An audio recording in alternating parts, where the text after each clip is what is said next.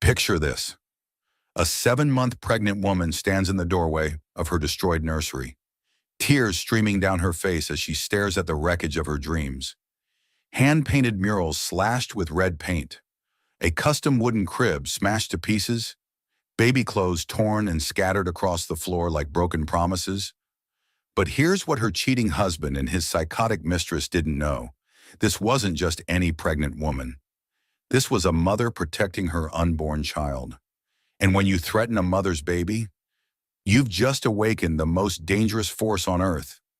By the end of that evening, Sophia will understand that she has no choice but to disappear quietly, permanently. Those were Isabella's exact words as she planned murder. What she didn't expect was that Sophia was recording every single word. If you're ready for the most shocking revenge story you've ever heard, where the betrayed wife doesn't just survive, she conquers, then smash that like button, subscribe for more incredible stories, and ring that notification bell because this tale of justice will leave you speechless. Let's dive into the story that proves karma isn't just real. It's absolutely brutal. The late afternoon sun cast golden rays through the floor-to-ceiling windows of the Manhattan penthouse, illuminating what should have been the most beautiful room in the Sterling mansion. Sophia Chen Sterling stood in the doorway of the nursery she had spent 6 months lovingly designing, her hand resting protectively on her 7-month pregnant belly. Every detail of this room had been chosen with infinite care, from the hand-painted murals of dancing angels on the walls to the custom-crafted wooden crib that had taken a master carpenter 3 weeks to complete. At 28, Sophia possessed an artistic soul that had made her one of New York's most sought-after interior designers before she married Marcus Sterling 3 years ago. Her delicate Asian features were enhanced by warm brown eyes that sparkled with creativity and intelligence. Now, carrying their first child, she radiated that special glow that made pregnancy beautiful. The soft pastel colors of the nursery powder pink, cream, and gold reflected her gentle nature and her dreams for the little girl who would soon call this room home. The nursery was her masterpiece. Silk curtains embroidered with butterflies framed the windows. An antique rocking chair sat beside the crib, where Sophia had spent countless hours reading pregnancy books and imagining herself singing lullabies to her daughter. The walls were adorned with paintings she had created herself, whimsical scenes of mothers and babies, fairy tales, and garden parties where children played under rainbow skies. Marcus Sterling had built an empire around children's dreams. At 35, he was the brilliant and ruthless CEO of Little Angels, a luxury baby goods chain worth $500 million. His stores stretched across North America, each one a temple to parenthood, where wealthy families came to purchase everything from diamond-encrusted pacifiers to cribs made from endangered wood. Marcus was tall, sharp-featured, with the kind of commanding presence that made boardrooms fall silent when he entered. Their life together had seemed like a fairy tale. Lavish trips to Paris where Marcus would buy her vintage baby clothes from exclusive boutiques. Weekends in Tokyo selecting the finest silk for tiny kimonos. Diamond jewelry that caught the light as beautifully as Sophia's smile when Marcus surprised her with yet another thoughtful gift. The media called them America's royal couple, the artistic beauty and the business titan building their empire of dreams. But fairy tales, Sophia was about to learn, could become nightmares in the space of a single afternoon. The first crack in her perfect world appeared on a Tuesday evening in October. Marcus had been working late again, or so he claimed. These late nights had become increasingly frequent over the past 3 months, always with the excuse of expanding into the European market or finalizing the Asian distribution deal. Sophia had tried to be understanding. After all, she had temporarily stepped back from her own career to focus on the pregnancy and preparing for motherhood. That evening, Marcus left his laptop open on the kitchen counter while he showered. Sophia hadn't intended to pry, but a notification sound drew her attention. An email had arrived from Isabella Rodriguez, the head of marketing for Little Angels. Sophia knew Isabella, a stunning 26-year-old with flowing black hair, emerald eyes, and the kind of curves that made men stop mid-sentence. She was brilliant at her job, having increased Little Angel's social media presence by 300% in just 1 year. The email preview made Sophia's blood freeze. "Darling, I can't wait for you to leave that pregnant woman and start our real life together." With trembling fingers, Sophia clicked the email open. What she read shattered her world into a million pieces. "Marcus, my love, I'm tired of hiding. I'm tired of pretending to respect that wife of yours while she waddles around playing house. You promised me that after the baby comes, you'd divorce her and we'd be together openly. I want that now. I've given you the best year of my life, and I deserve more than stolen moments in hotel rooms. I want you to leave her. Today.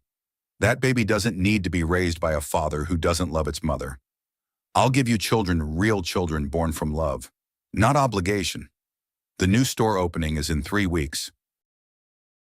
I want to walk into that event as your official partner, not your dirty little secret.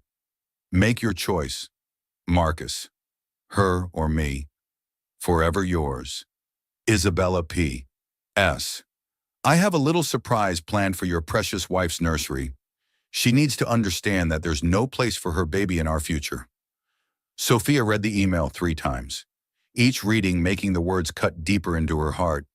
Her legs gave out, and she sank into a kitchen chair, one hand pressed to her mouth to stifle a sob, the other cradling her belly protectively.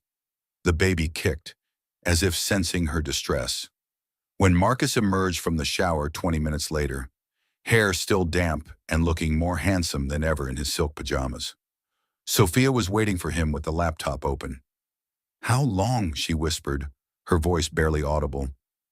Marcus glanced at the screen, and for just a moment, his confident facade cracked.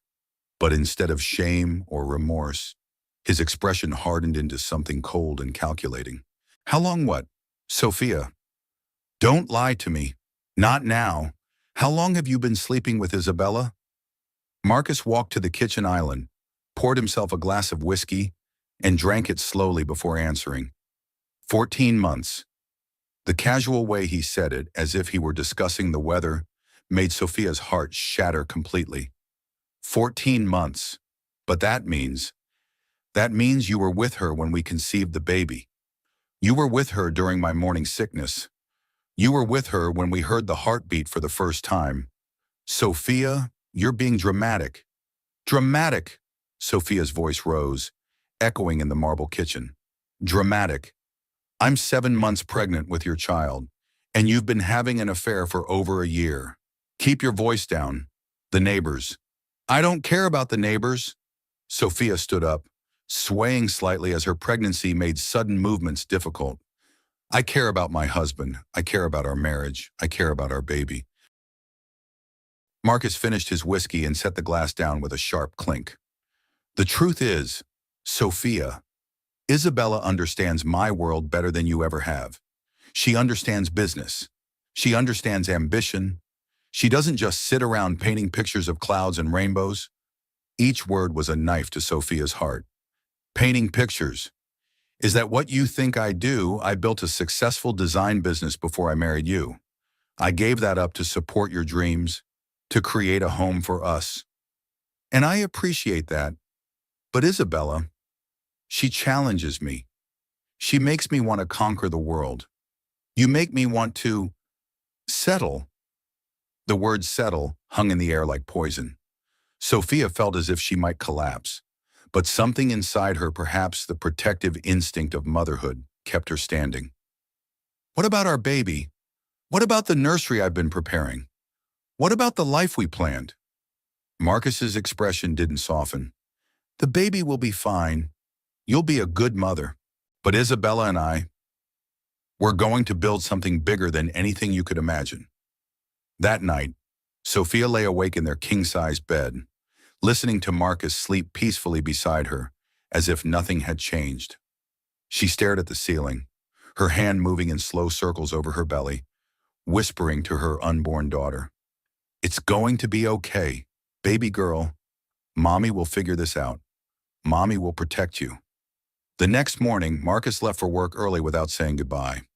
Sophia had a prenatal appointment at 11, a routine checkup that she had been looking forward to because Marcus had promised to attend.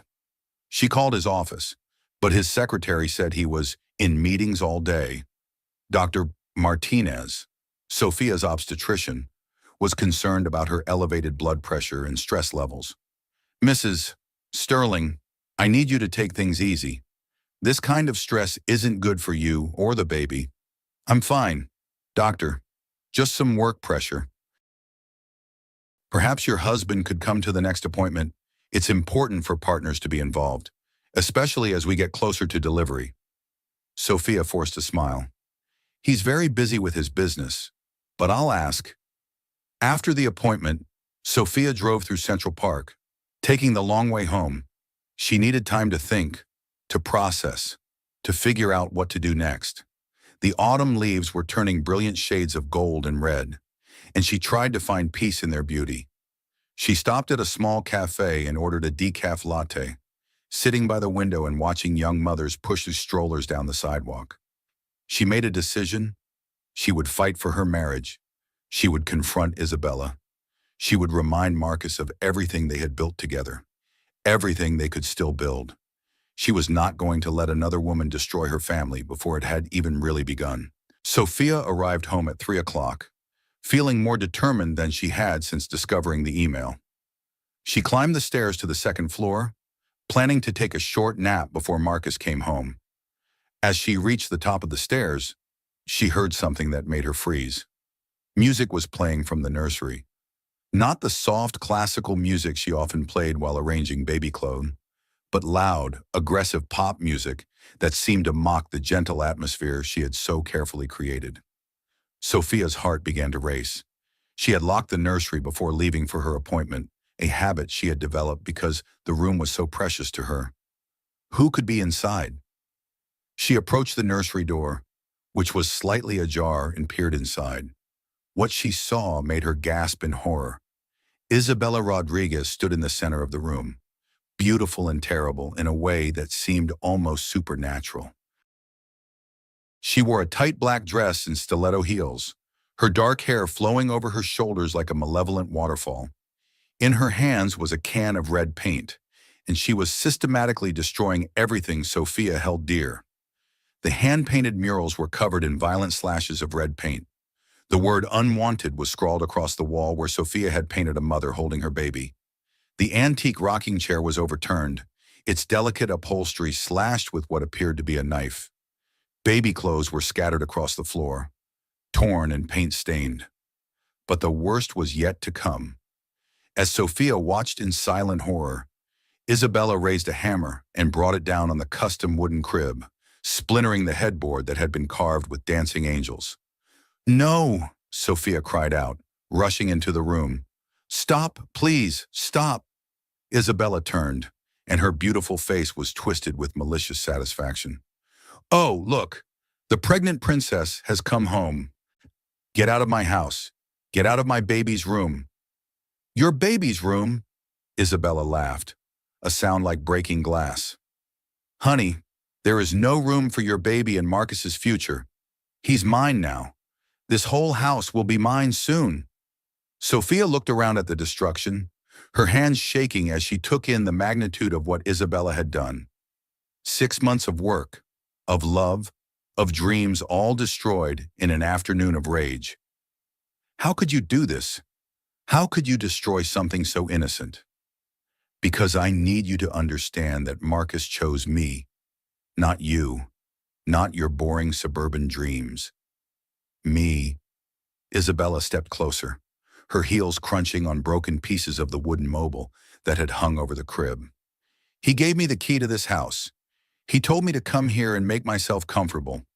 So I did." "You're lying." Isabella reached into her purse and pulled out a set of keys, dangling them mockingly in front of Sophia's face. "Am I? These are real, sweetheart." "Marcus gave them to me last week. He also gave me something else." From her purse, Isabella withdrew a small black velvet box. With theatrical flair, she opened it to reveal a stunning diamond ring, not an engagement ring, but something even more precious. It was a push present, The kind of gift husbands gave wives after the birth of their children. "He bought this for me," Isabella purred. "For when I give birth to his real children, children who won't have to grow up knowing their father never loved their mother." Sophia felt as if she might faint. She gripped the doorframe for support, her vision blurring with tears and shock. "You're not pregnant. Not yet. But I will be. As soon as Marcus divorces you and marries me, we'll start our perfect family. The family he actually wants." As if summoned by their voices, footsteps echoed on the stairs. Marcus appeared in the doorway, and for a moment, he looked genuinely surprised by the scene before him.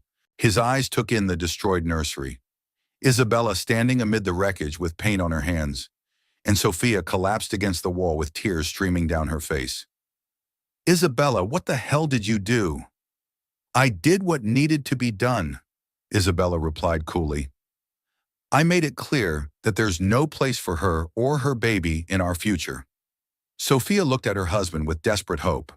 Surely now he would see what kind of woman Isabella really was. Surely now he would throw her out and beg Sophia's forgiveness.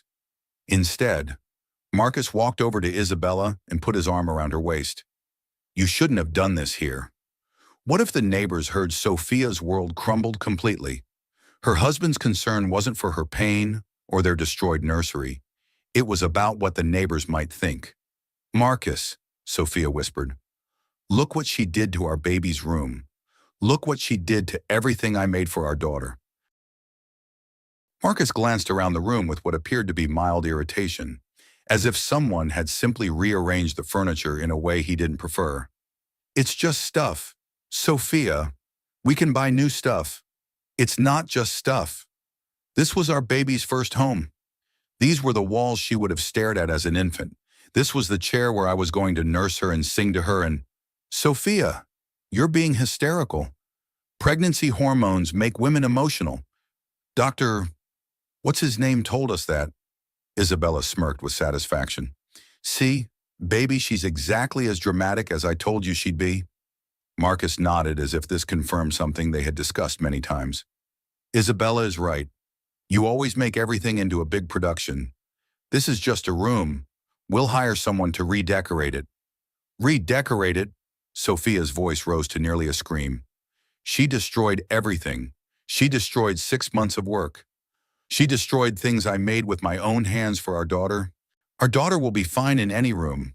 She won't remember what color the walls were." The casual cruelty of his words broke something fundamental inside Sophia.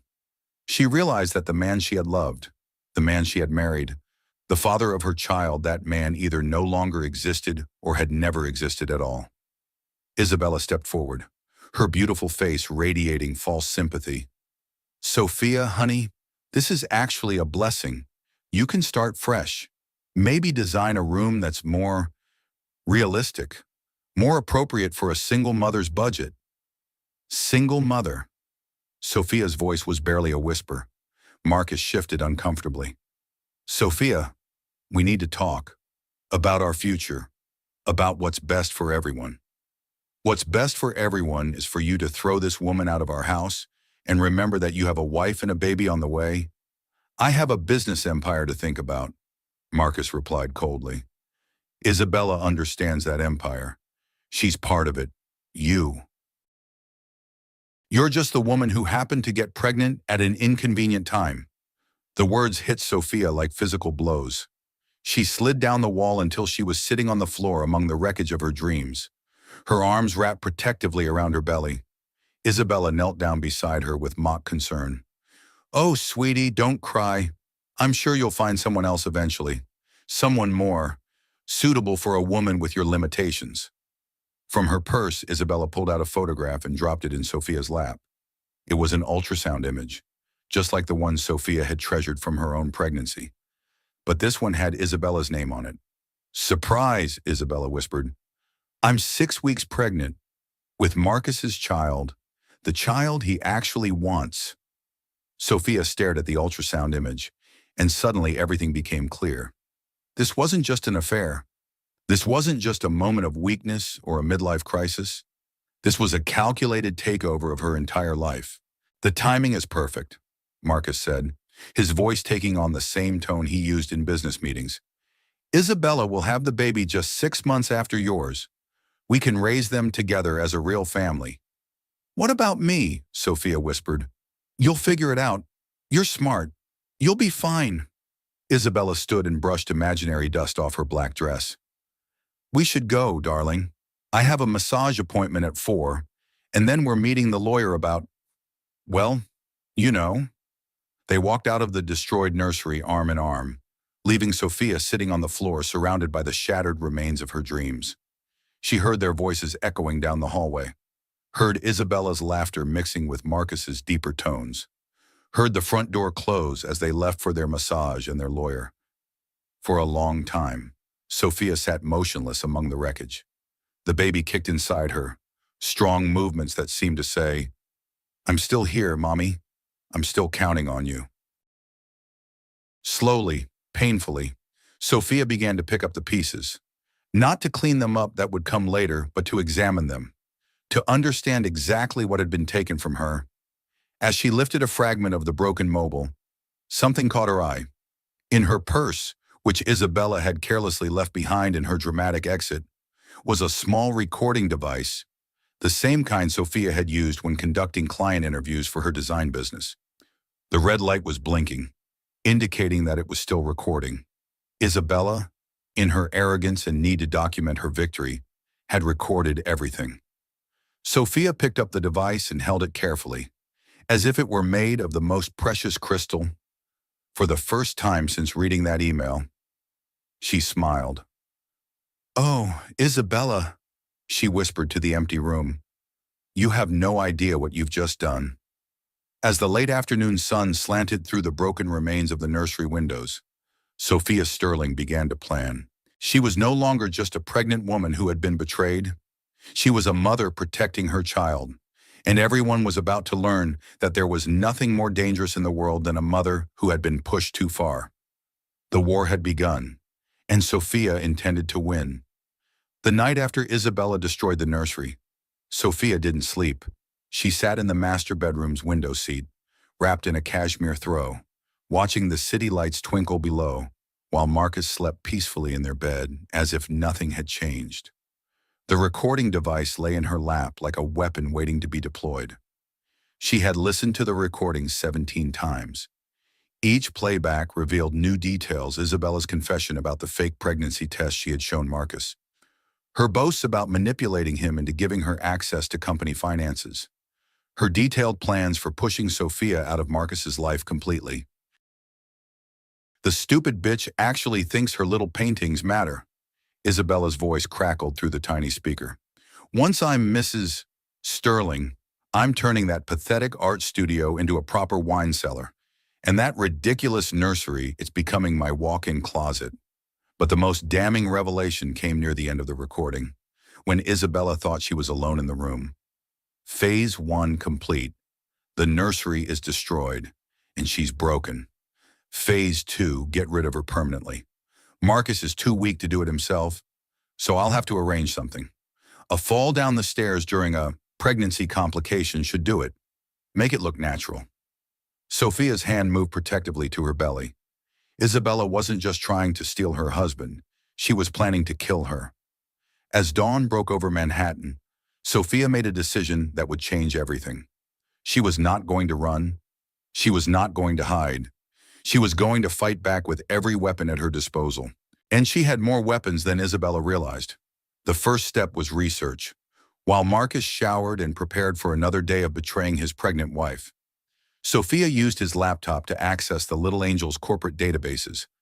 Her fingers flew across the keyboard as she downloaded financial records, employee files, and internal communications. What she found made her gasp. Isabella Rodriguez had been stealing from the company for months. Small amounts at first, a few thousand here and there from the marketing budget, explained away as influencer partnerships and social media campaigns. But recently, the amounts had grown bolder. In the past 2 months alone, Isabella had redirected over $200,000 from various company accounts into a personal account under the name Maria Santos. Sophia cross-referenced the name and found something even more shocking. Maria Santos was Isabella's real name, and she had a criminal record. 3 previous wealthy husbands, 3 similar patterns of seduction, theft, and mysterious accidents that left the wives dead or missing. The woman living in Sophia's house, destroying her life, planning to murder her, was a professional con artist and possibly a killer. Sophia printed everything and hid the documents in her old portfolio case, the one she had used during her design career.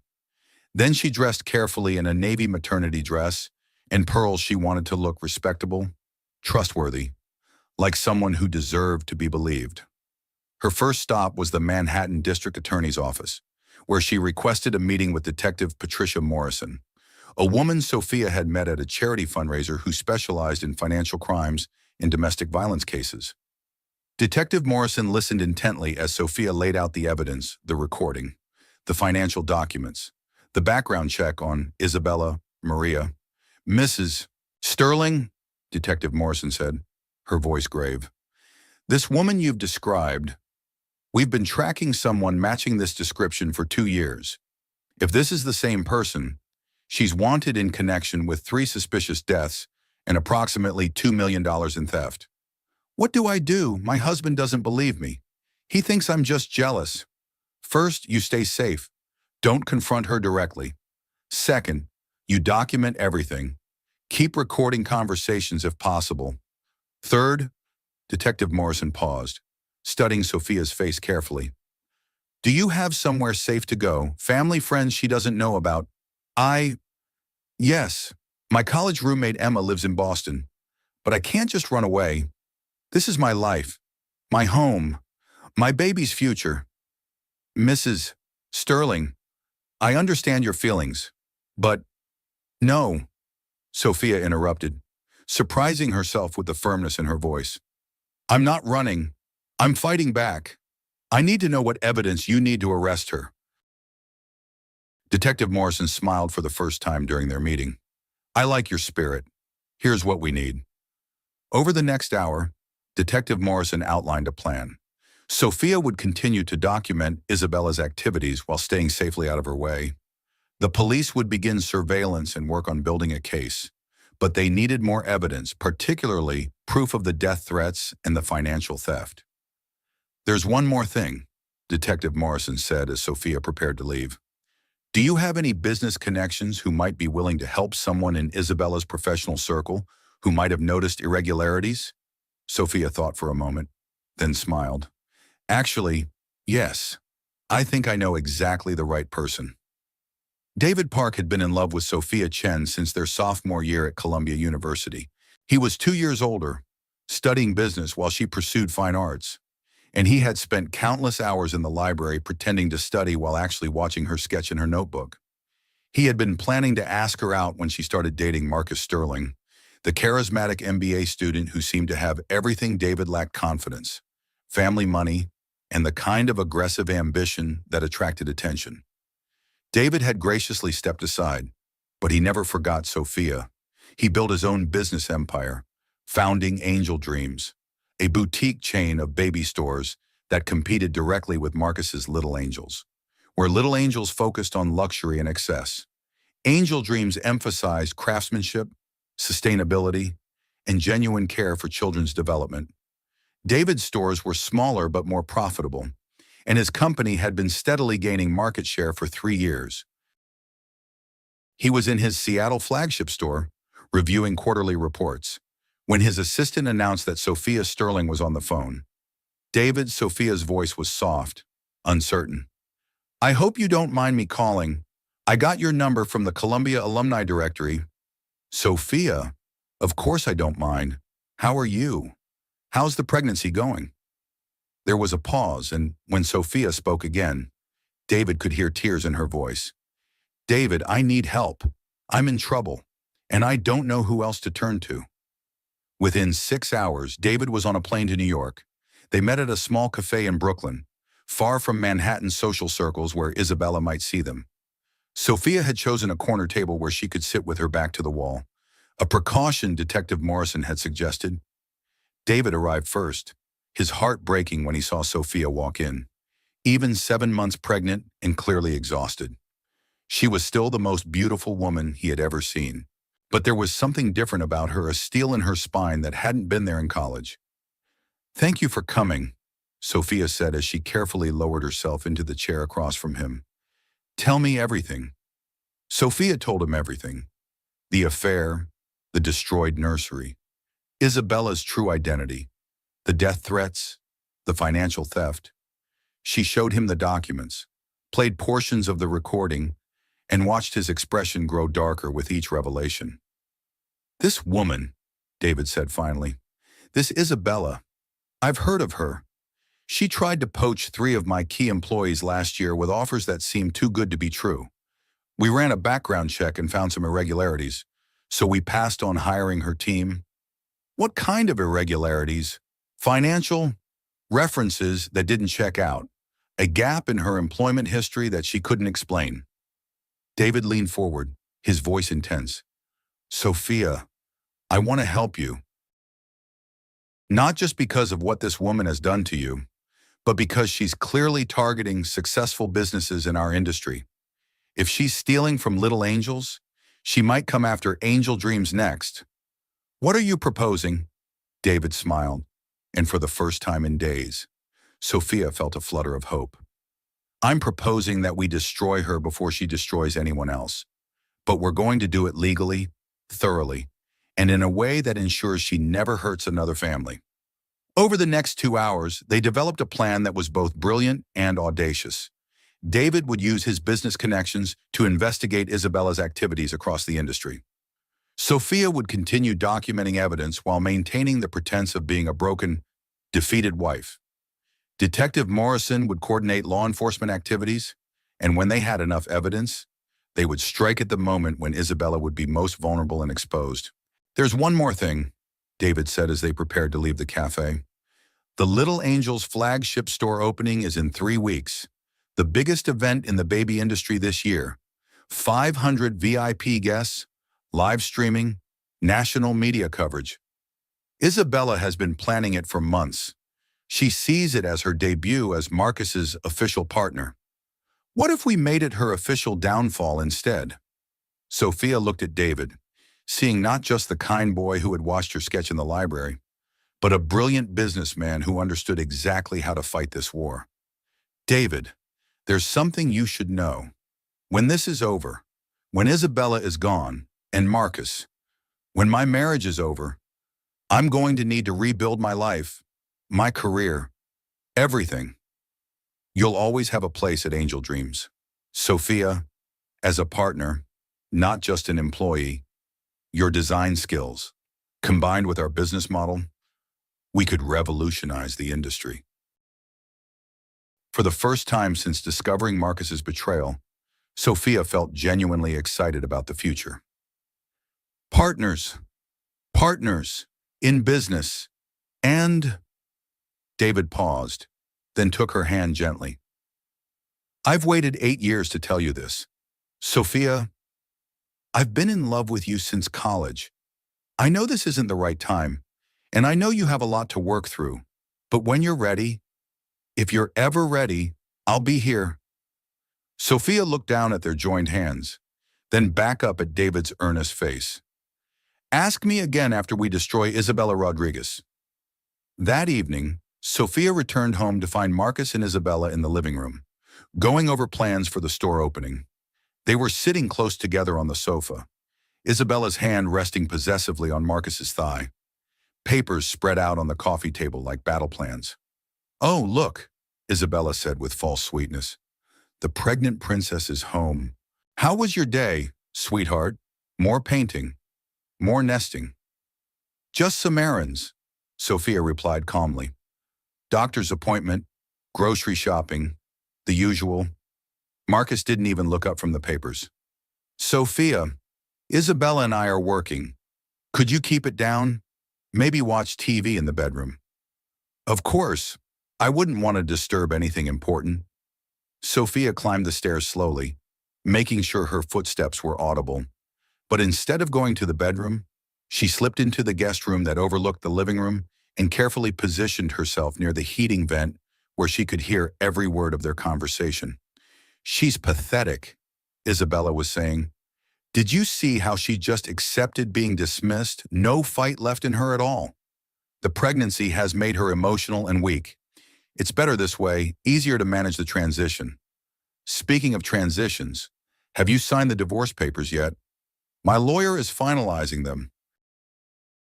I'll present them to her after the store opening.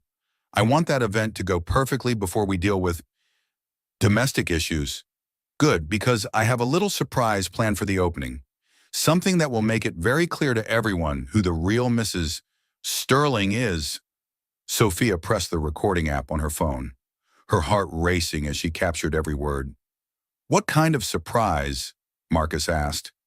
"Let's just say that by the end of that evening, Sophia will understand that she has no choice but to disappear quietly, permanently. Isabella, we talked about this. No violence. I won't be involved in anything that could be traced back to me. Don't worry, darling. It will look like an accident, a fall, a complication from the pregnancy. These things happen all the time. And afterward, you'll be free to marry me and start our real family." Marcus was quiet for a long moment. "Then, you're sure it will look natural?" "Completely natural. I've done this before. Remember, I know how to handle inconvenient wives." Sophia's blood turned to ice. Not only was Isabella planning to kill her, but Marcus was actively participating in the plan. The man she had loved, the father of her child, was planning her murder. She crept back to the master bedroom and locked the door, then called Detective Morrison's direct line. "Detective, it's Sophia Sterling. I just recorded them planning my murder, and I think I know when they're going to do it." 3 weeks. She had 3 weeks to gather enough evidence to destroy both Isabella and Marcus before they destroyed her. 3 weeks to protect her unborn child and build a new life from the ashes of her old one. Sophia looked at herself in the bedroom mirror. The frightened, betrayed woman who had discovered her husband's affair was gone. In her place stood someone harder, smarter, and infinitely more dangerous. "Game on," she whispered to her reflection. The baby kicked as if in agreement. Mother and daughter were going to war together, and they were going to win. The morning of the Little Angel's flagship store opening dawned crisp and clear, with the kind of autumn sunshine that made Manhattan look like a movie set. Fifth Avenue had been closed to traffic for 3 blocks. Red carpets rolled out, and security barriers erected to contain the hundreds of photographers and reporters covering what industry magazines had dubbed the baby store event of the decade. Inside the Sterling penthouse, Isabella Rodriguez stood before a full-length mirror, applying the finishing touches to her makeup. She wore a stunning white dress deliberately bridal in its elegance, with a subtle cutout that showed just the hint of her supposedly pregnant belly. The dress had cost $15,000, charged to the Little Angel's marketing account as a promotional expense. "You look perfect," Marcus said, adjusting his black tuxedo in the mirror beside her. "Everyone will know you're the real Mrs. Sterling after tonight. Soon to be the only Mrs. Sterling?" Isabella replied with a smile that was both beautiful and terrifying. 3 blocks away, in a nondescript hotel room, Sophia Sterling sat at a laptop computer, surrounded by Detective Morrison, David Park, and a team of federal agents. Her 7.5-month pregnant belly made sitting comfortably impossible, but adrenaline had taken over, sharpening her focus to a razor's edge. "Final communications check," Detective Morrison spoke into her radio. "All units in position. Unit 1 confirms. We have eyes on the main entrance. Unit 2 confirms. Surveillance equipment is active and recording. Unit 3 confirms. Financial Crimes Division is standing by." David handed Sophia a small device that looked like a compact powder case. "Press the button if you feel unsafe at any point. We'll have agents inside within 30 seconds. "I'll be fine," Sophia said, though her hands were shaking slightly. "After tonight, Isabella Rodriguez will never hurt another family." Detective Morrison reviewed the plan one final time. "You'll enter the event at exactly 8:30 after the main presentations begin. Isabella will be on stage with Marcus, accepting congratulations and posing for photos. That's when you'll make your entrance. And the evidence, everything is loaded onto the USB drive David gave you. Financial records, criminal background, recordings of Isabella planning your murder, and the recording device she accidentally left behind after destroying the nursery. When you plug that drive into the presentation system, it will display on every screen in the store and stream live to all the news outlets covering the event. Sophia nodded, her mind running through every detail of what was about to happen. She had spent 3 weeks preparing for this moment, gathering evidence, coordinating with law enforcement, and steeling herself for the performance of her lifetime. There's one more thing, David said quietly, about what happens after tonight, about us. David, I know this isn't the time, but I need you to know that whatever you decide, whatever you need, I'll be here, as a business partner, as a friend, or, he paused, as whatever you'll have me be. Sophia looked at this man who had flown across the country to help her, who had risked his own business to fight her battles, who had loved her quietly for 8 years without asking for anything in return. Ask me again tomorrow, she said softly, when this is over. At exactly 8 o'clock, the doors of the new Little Angels flagship store opened to reveal a wonderland of childhood dreams and parental fantasies. The 5-story building had been transformed into something between a palace and a theme park, with each floor dedicated to a different stage of child development.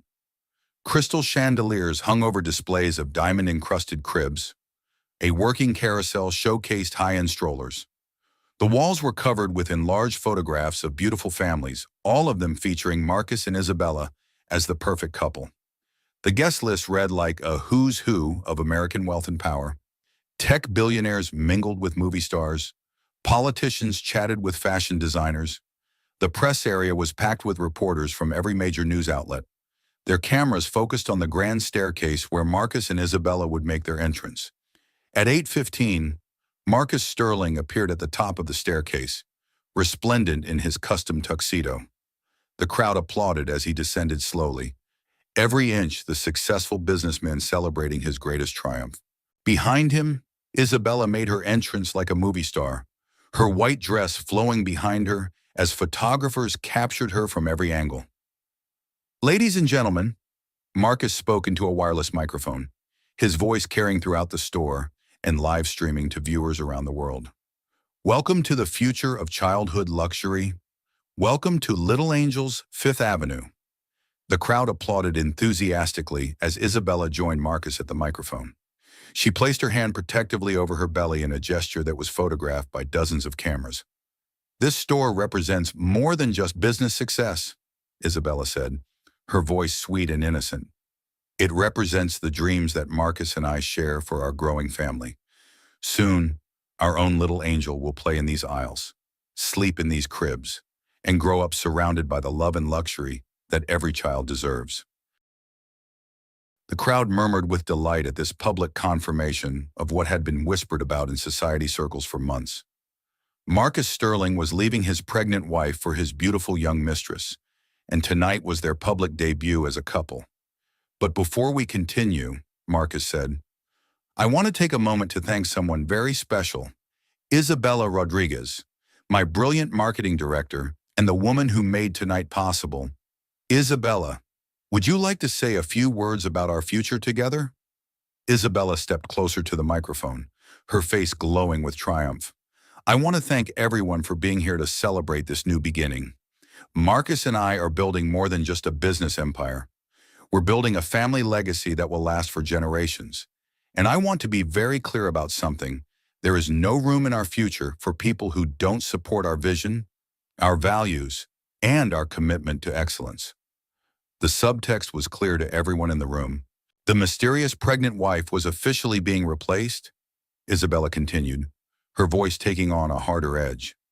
Some people might try to cling to the past, to hold back progress with jealousy and manipulation, but Marcus and I are committed to moving forward, together, no matter what obstacles we might face. She paused dramatically, her hand still resting on her belly. In fact, I have an announcement to make. Marcus and I, excuse me, The voice came from the back of the crowd, soft but carrying clearly through the store's perfect acoustics. Heads turned, photographers swiveled their cameras, and a collective gasp rippled through the assembled guests. Sophia Sterling stood in the main entrance, silhouetted against the Fifth Avenue lights behind her. She wore a stunning navy silk maternity dress that accentuated rather than hid her 8-month pregnancy, and her dark hair was pulled back in an elegant chignon. In her hand, she carried a small silver USB drive. She was not the broken, defeated woman Isabella expected to see. She was radiant, confident, and clearly very pregnant. "I'm sorry to interrupt," Sophia said, walking slowly through the crowd as people stepped aside to let her pass. "But I think there are some things these nice people should know before they celebrate too enthusiastically." Marcus's face went white. Isabella's perfect composure cracked slightly, though she quickly recovered her smile. "Sophia," Marcus said into the microphone, his voice carefully controlled, "this is a private event. You weren't invited. I'm your wife, Marcus. And this is my store too, at least according to the corporate documents I've been reviewing." Sophia had reached the bottom of the grand staircase, close enough now that every camera in the room was focused on the three of them. "I think your guests deserve to know the truth about what they're celebrating." Isabella leaned into the microphone, her voice dripping with false concern. "Everyone, please excuse Mrs. Sterling. Pregnancy can be very difficult, and sometimes it affects women's judgment and emotional stability." The crowd murmured sympathetically, exactly as Isabella had planned. Several people even nodded knowingly. Everyone knew how irrational pregnant women could become. "You're absolutely right, Isabella," Sophia said with a smile that was pure steel. "Pregnancy does affect a woman's judgment. It makes her very protective of her child. It makes her willing to do anything to ensure her baby's safety. And when someone threatens that baby—" Sophia paused, looking directly at Isabella. "Well, that's when you discover what a mother is truly capable of." She held up the USB drive so everyone could see it. "I have some things I'd like to share with everyone. Some recordings, some documents, some very interesting information about the woman you're celebrating tonight." "Security!" Marcus barked, but Sophia was already moving. She stepped past Marcus and plugged the USB drive into the presentation system's main console. Immediately, the giant screens throughout the store lit up with documents, photographs, and audio controls. "Ladies and gentlemen," Sophia said, her voice now amplified through the store's sound system, "I'd like you to meet Maria Santos. That's Isabella's real name. She's wanted by the FBI in connection with 3 murders and approximately $2 million in theft." The screens displayed Isabella's mugshot alongside her criminal record. The crowd gasped as they read the charges: fraud, embezzlement, suspected murder. "Stop!" Isabella screamed, lunging for the console. But Sophia had anticipated this. "I wouldn't touch that if I were you," Sophia said calmly. "Not while everyone is watching." She pressed another button, and Isabella's voice filled the store. "I'm tired of hiding. I'm tired of pretending to respect that wife of yours while she waddles around playing house." The crowd listened in shocked silence as the recording played. Isabella's voice confessing to the affair, the fake pregnancy, the financial theft, but the worst was yet to come. Sophia played the recording from the living room 3 weeks earlier. Isabella's voice crystal clear. "It will look like an accident, a fall, a complication from the pregnancy. These things happen all the time. And afterward, you'll be free to marry me and start our real family." Marcus's voice followed. "You're sure it will look natural?" "Completely natural. I've done this before. Remember, I know how to handle inconvenient wives." The silence in the store was deafening. 500 of the most powerful people in America had just heard Marcus Sterling and his mistress planning to murder his pregnant wife. Isabella made a desperate grab for the microphone. "They're lying. Those recordings are fake. She's trying to frame me because she's jealous." But Sophia wasn't finished. She pressed another button, and the screens filled with bank records showing exactly how Isabella had stolen money from Little Angels.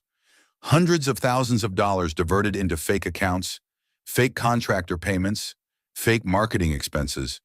The FBI has been investigating you for 2 years. Maria, Sophia said, using Isabella's real name. Did you really think you could disappear after killing me the way you killed your other 3 husbands? The crowd was backing away from Isabella now, their faces showing horror and disgust. Photographers were capturing every moment. Reporters were speaking rapidly into their phones, and social media was exploding with hashtags like Little Angels, Murder and Pregnant Wife Takes Down. Marcus tried to salvage the situation. Everyone, please remain calm. These are clearly fabricated. Are they? Marcus, Sophia interrupted. Then I'm sure you won't mind explaining to the FBI why you helped plan my murder. I'm sure you can explain why you gave Isabella access to company funds. I'm sure you can explain why you've been living a double life while your pregnant wife trusted you completely. David Park appeared at Sophia's side, having entered through a service entrance. Ladies and gentlemen, I'm David Park, CEO of Angel Dreams.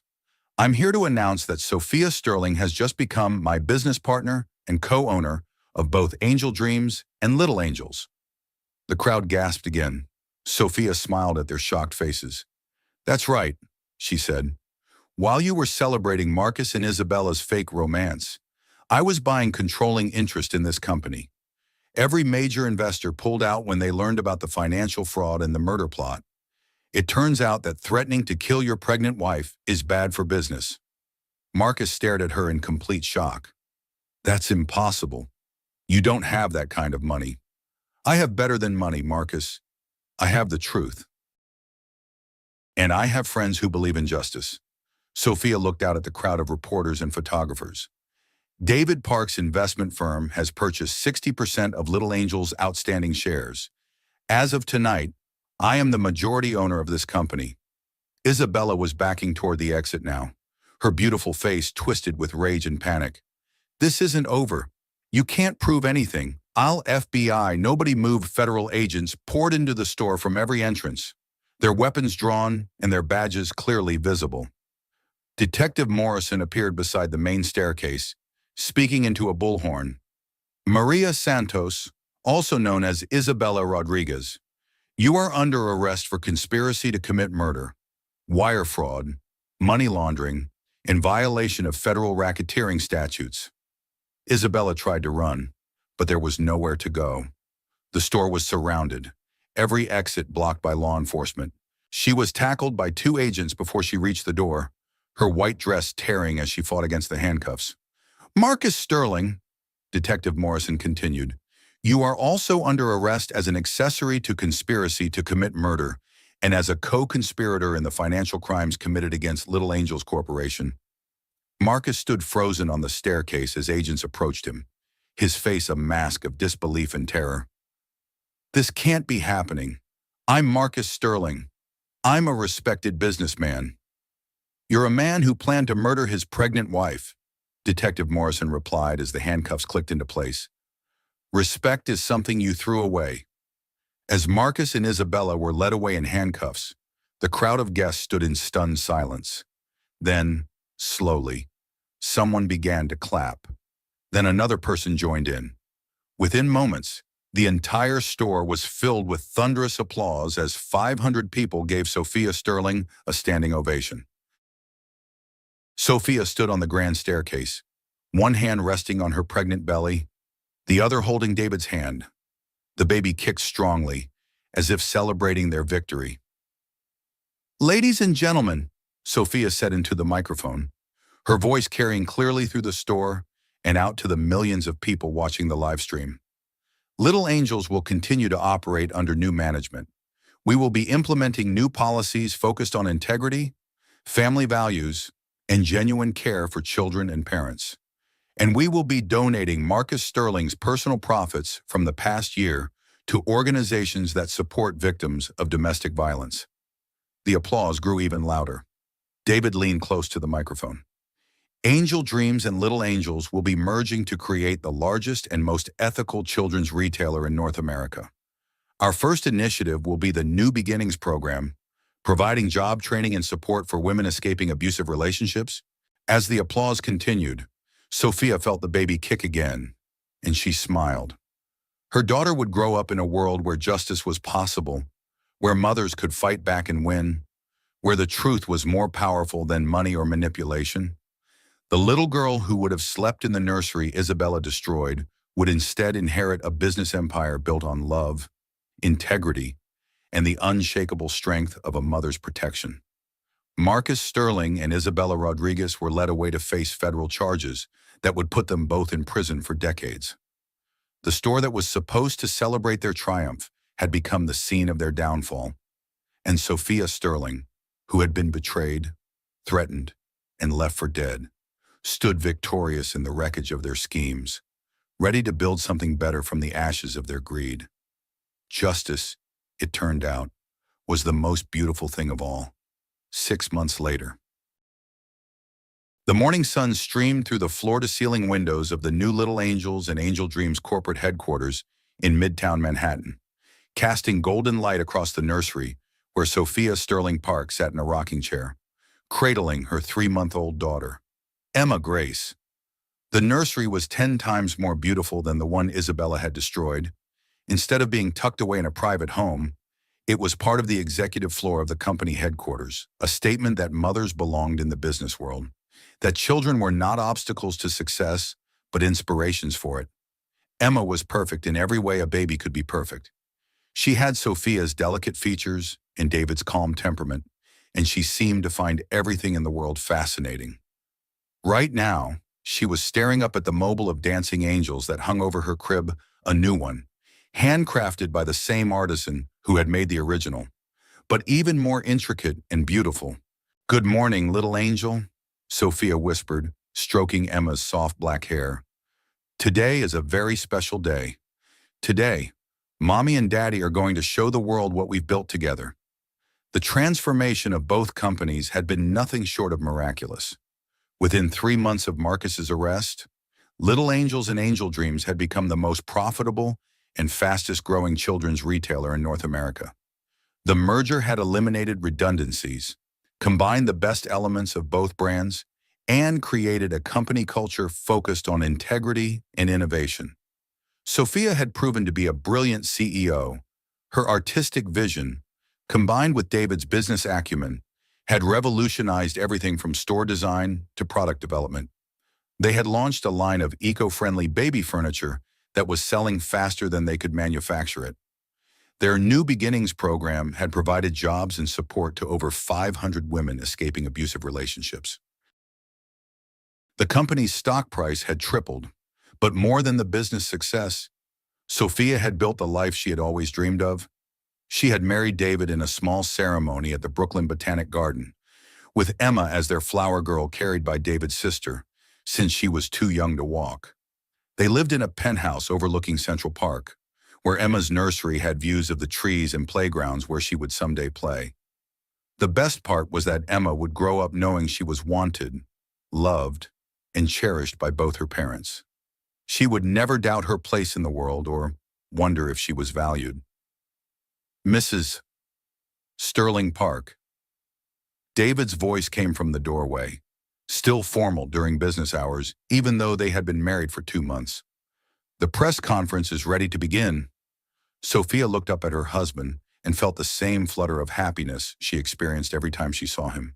David was everything Marcus had never been: kind, reliable, supportive, and completely devoted to both her and Emma.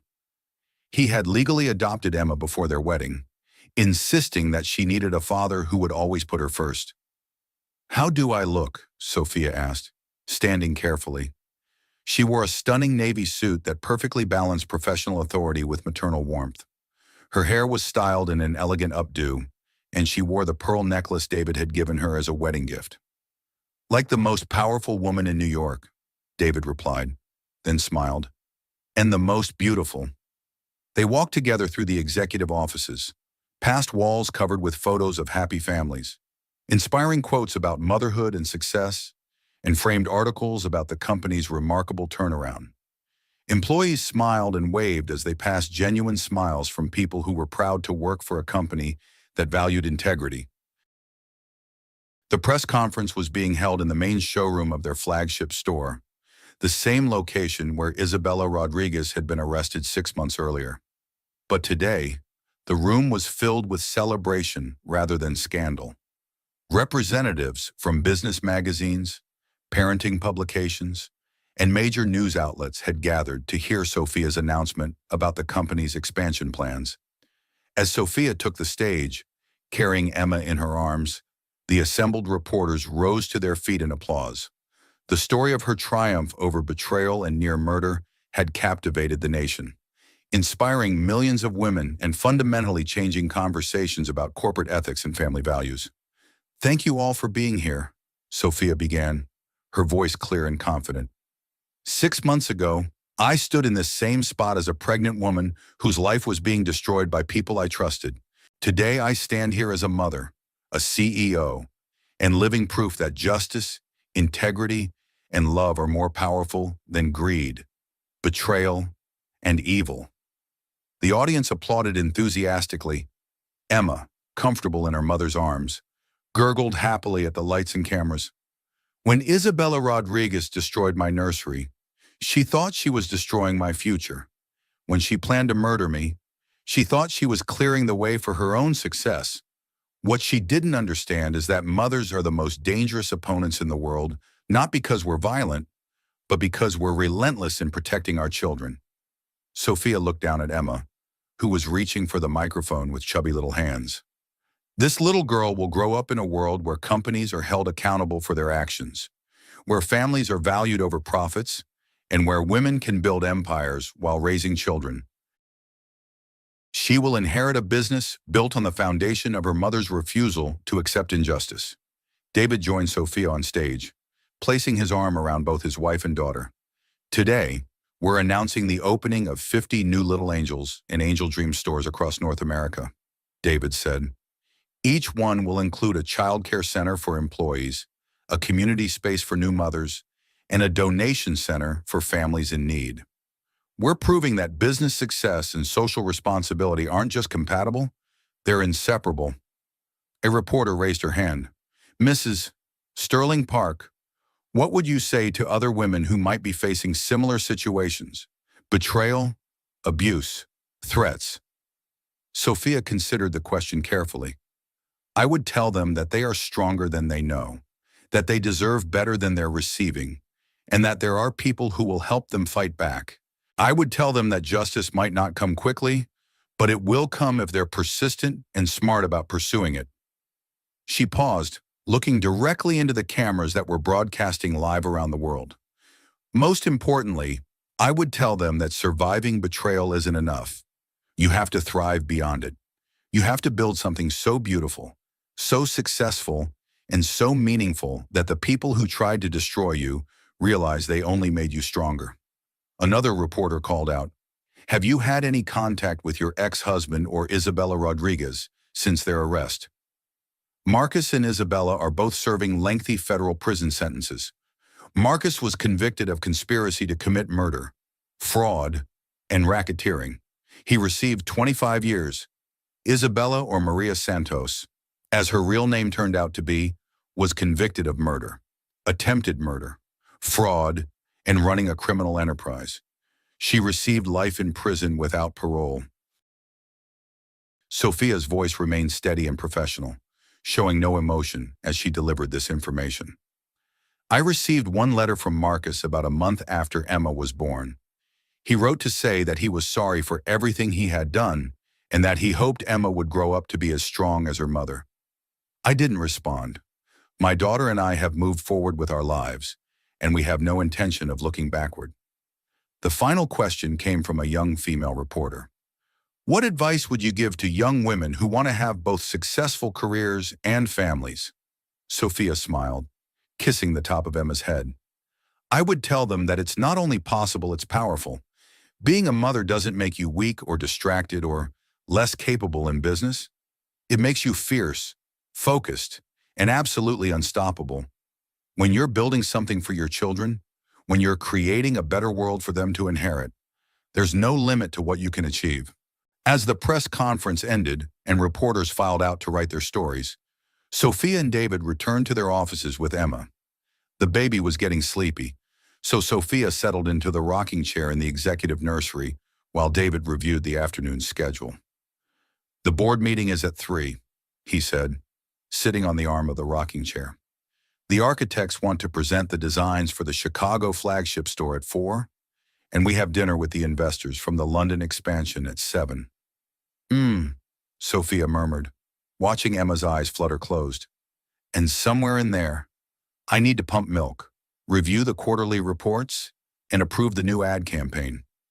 "You know," David said softly, "when I was in college, watching you sketch in the library, I never imagined that one day we'd be running a company together, raising a baby together, changing the world together." Sophia looked up at him with eyes full of love and contentment. "Ask me again." "Ask you what, again?" "The question you've been wanting to ask me every day for the past 6 months?" David's face lit up with understanding. He slipped off the arm of the chair and knelt beside them, taking Sophia's free hand in both of his. "Sophia Sterling Park, you are the most extraordinary woman I have ever known. You're brilliant, beautiful, fierce, and kind. You're an incredible mother and an inspiring leader. Will you let me love you and Emma for the rest of our lives? Will you build this empire with me, raise our children together, and show the world what a real partnership looks like?" "Yes," Sophia whispered, tears of joy streaming down her face. "Yes to all of it. Yes forever." David kissed her gently, then pressed his forehead against hers. "I love you. I've loved you for 8 years, and I'll love you for 80 more." Emma stirred in her mother's arms, opening her eyes and looking up at the two people who loved her most in the world. She gurgled happily, as if she understood that she was part of something beautiful and permanent and good. That evening, as Sophia stood in the nursery watching Emma sleep in her crib, she thought about the journey that had brought them to this moment. The pain of Marcus's betrayal, the terror of Isabella's threats, the long nights of gathering evidence and planning her counterattack, all of it had led to this perfect life with this perfect family. The woman who had once cowered in a destroyed nursery, whose dreams had been shattered by jealousy and greed, was gone. In her place stood someone stronger, wiser, and infinitely more powerful. Someone who had taken the worst betrayal imaginable and transformed it into the greatest triumph possible. Emma would grow up hearing the story of how her mother had fought back against impossible odds and won. She would learn that women could be gentle and fierce, loving and powerful, nurturing and unstoppable. She would inherit not just a business empire, but a legacy of strength, justice, and the unshakable belief that good would ultimately triumph over evil. As Sophia turned off the nursery lights and headed to her bedroom, where David was waiting for her, she smiled at the irony of it all.